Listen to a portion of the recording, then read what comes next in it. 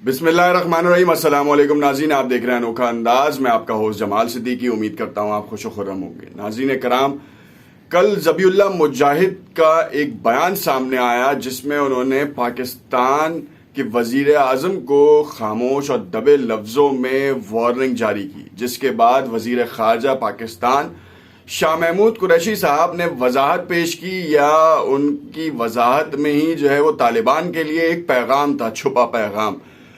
फिर उसके बाद DGISPR का भी बयान सामने आया और उन्होंने क्या कहा, खास तौर पे ज़बीउल्लाह मुजाहिद के हालिया बयान पे और हालिया अफगानिस्तान की सिचुएशन के ऊपर, जहां पर लड़कियों की तालीम के हवाले से बड़ी बाज़गश्त है और आलमी ताकतें जो हैं वो उस पूरी खबर को जो है वो किस तरह से तोड़ मरोड़ के पेश की जा रही है, कर रही हैं, वो हम अपने इस वीलॉग में डिस्कस करेंगे। यहाँ पर कॉन्फ्लिक्ट आना शुरू हो चुका है, खास तौर पे पाकिस्तान और तालिबान की जो हालिया हुकूमत कायम है, मुल्ला हैबतुल्लाह की सरबराही में। मुल्ला हसन अखवंद जो है वो उसके लीडर हैं सियासी हुकूमत के। तो वो किस तरीके से देख रहे हैं, और ख़ास तौर पे पाकिस्तान जो कि हमेशा से अफगानिस्तान की आवाम के लिए काम करता रहा है और साथ में अफगानिस्तान के अमन को जो है वो तरजीह दी गई है, क्योंकि पाकिस्तान में भी उसका अमन हो जाएगा।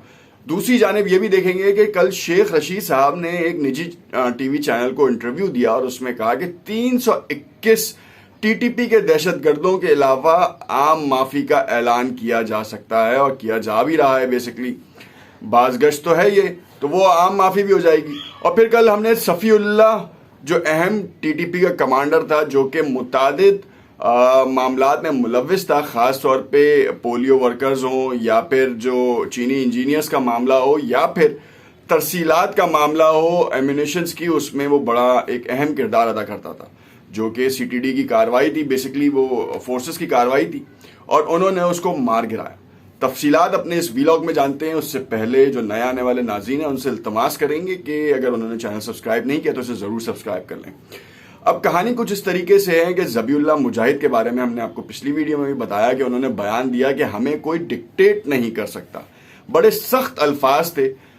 वज़ीर आज़म इमरान खान हो या फिर वज़ीर ख़ारजा पाकिस्तान शाह महमूद कुरैशी साहब या फिर फ़ौजी क़यादत हो, सब की तरफ से ये बयान था कि अफ़गानिस्तान की हुकूमत जो है वो वहाँ की तमाम माइनॉरिटीज़ को शामिल करते हुए बने। मगर मजलिस शूरा जो कि तालिबान की थी, उन्होंने एक फ़ैसला किया, उसमें उन्होंने चंद लोगों को शामिल किया और सूबाई सतह के ऊपर शामिल नहीं किया गया। आलमी ताकतों की जानिब से तालिबान की हुकूमत को तस्लीम करने के हवाले से बड़े शकूक व शुबहात थे।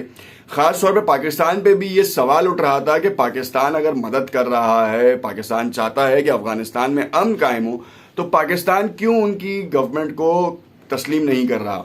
तो पाकिस्तान का शुरू दिन से ये मौक़िफ़ था कि हमें जल्दबाजी नहीं है।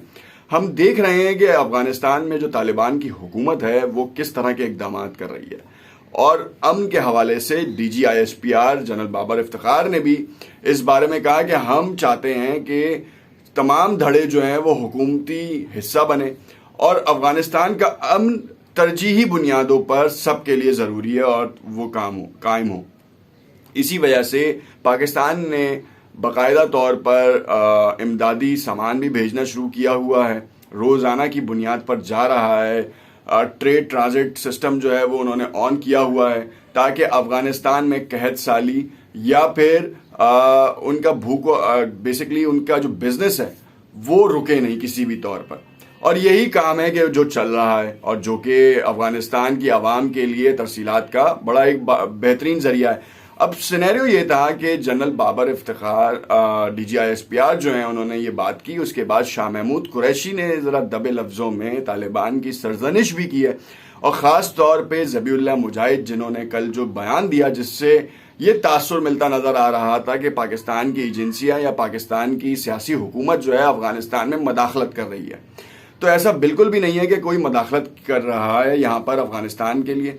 अफ़गानिस्तान के अमन के लिए सब काम कर रहे हैं। वज़ीर आज़म पाकिस्तान ने बाकायदा दुशंबे में हो या फिर जितने भी बयानात, चाहे वो रशिया के TV चैनल्स के ऊपर उनके लाइव इंटरव्यूज़ हों, CNN को इंटरव्यू हो या BBC को कोई भी टॉक्स हो, उसमें तमाम जगहों पर तालिबान की हिमायत की है और उनकी हुकूमत को चलने के लिए सहारे की मदद मांगी है और कहा है कि तालिबान को मदद फराहम करें ताकि बेहतर मुस्तकबिल बने अफगानिस्तान का।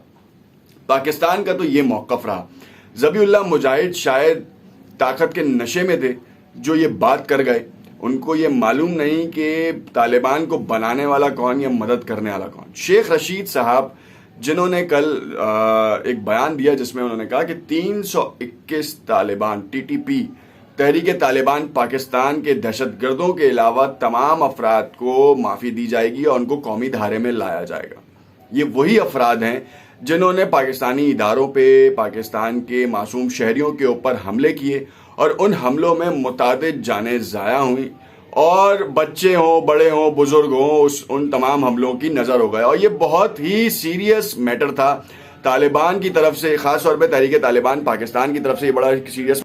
यहाँ पे ये भी बताते चलें कि कुरैशी साहब, शाह महमूद कुरैशी साहब ने तालिबान को कहा कि आपको तमाम हुकूमतें देख रही हैं, आपके तमाम इक़दामात को हुकूमतें देख रही हैं, तो फैसले ऐसे होने चाहिए कि जो कि आलमी बरादरी को भी कबूल हों और आपकी अपनी गवर्नमेंट जो है वो फॉर्म हो सके। लड़कियों का, औरतों का कॉलेज जाना या किसी काम करने के हवाले से जो फैसले हैं उनमें आपको लचक का मुजाहरा करना पड़ेगा। दबे लफ्ज़ों में ये बात की गई थी क्योंकि अगर तो ये काम नहीं होता, वुमेन राइट्स के ऊपर उनकी तरफ से कोई नया स्टांस नहीं आता, तो बहुत मुश्किल हो जाएगी तालिबान को अपने पैर जमाने में, ख़ास तौर पे बिजनेस पर्सपेक्टिव में। शाह महमूद कुरैशी ने बाकायदा तौर पर यह कहा कि इस वक्त अफगानिस्तान के इंफ्रास्ट्रक्चर के ऊपर काम करने की ज़रूरत है और जो तालिबान फैसले करेंगे वो उन्हीं पे मुनहसर होगा कि क्या तालिबान अफगानिस्तान की बेहतरी के लिए काम कर रहे हैं या फिर 1996 से सन 2001 तक के जो रूल्स इंप्लीमेंट किए जाएंगे, जो कि शरई सख्त तरीन कवानीन थे, उसमें बहुत ज़्यादा मुश्किलात दरपेश आ सकती हैं। क्योंकि पिछले 20 सालों में जितनी अफगानिस्तान में आज़ादी हुई है इन टर्म्स ऑफ एजुकेशन, उससे पहले नहीं थी। सोवियत वॉर में कह लें कि आप जिस तरह के हालात थे, क्योंकि अफगानिस्तान की तारीख है कि वो मक्तल है या कब्रिस्तान है बड़े बड़े एम्पायर्स का। बहुत बड़ी बड़ी हुकूमतें बनी, बहुत बड़े बड़े बादशाह और सूरमा आए, मगर कोई ज़्यादा अरसे तक टिक नहीं पाया। तालिबान के बारे में भी यही कहा जा रहा है कि अगर उन्होंने अपनी अबूरी हुकूमत को मुकम्मल तौर पर सही रखना है और ख़ित्ते में आगे बढ़ना है तो उनको चंद ऐसे फैसले लेने होंगे और उन फैसलों पे अमल करना होगा।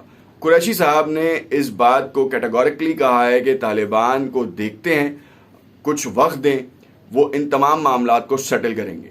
आप और हम भी क्या यही सोच रहे हैं? इसी पहराई के ऊपर, इसी जुमले पे हम अपनी बात का इख्तिताम भी करते हैं और आपसे नाजरीन इल्तमास है कि अगर कमेंट्स में अपनी राय से आगाह करेंगे तो हमें खुशी होगी और हमें मालूम होगा कि तालिबान और पाकिस्तान के जो दरमियान जो ताल्लुकात हैं वो आपको कितने समझ आ रहे हैं इस वक्त।